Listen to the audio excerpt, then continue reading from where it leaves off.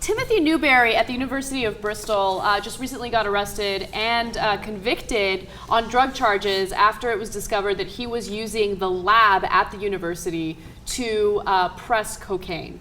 And so I read the story and I was like, oh my God, Walter White does exist.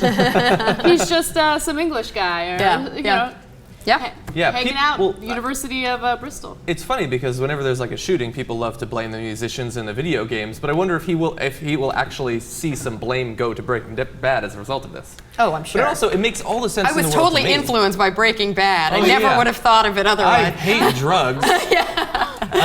No, this makes sense to me because I don't know if it's exactly the same in the UK, but we see federal funding on education going down. Like, these schools don't get the money that they need to function, so you got to do fundraisers, and at some point, cupcakes aren't enough. You need to bake up some cocaine. Yeah, his accomplice had $300,000 worth of cocaine in his home, which is insane.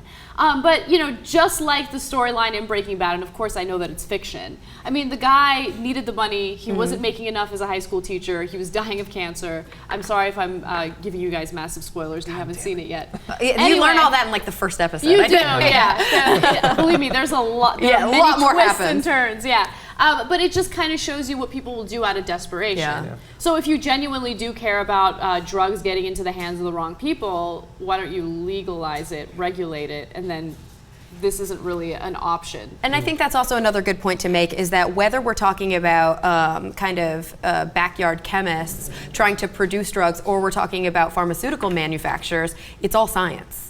You know, and when you have the types of chemicals necessary and the types of equipment necessary, you can produce a cleaner product. And the reason that we often see, I think, meth lab explosions is because there are people who don't have access to you know, good knowledge. They're probably not trained scientists, but they are still doing science. I mean, whether you want to put any sort of moral valence on producing drugs, that's a different issue. But truth be told, people who make drugs are doing science in order to make them.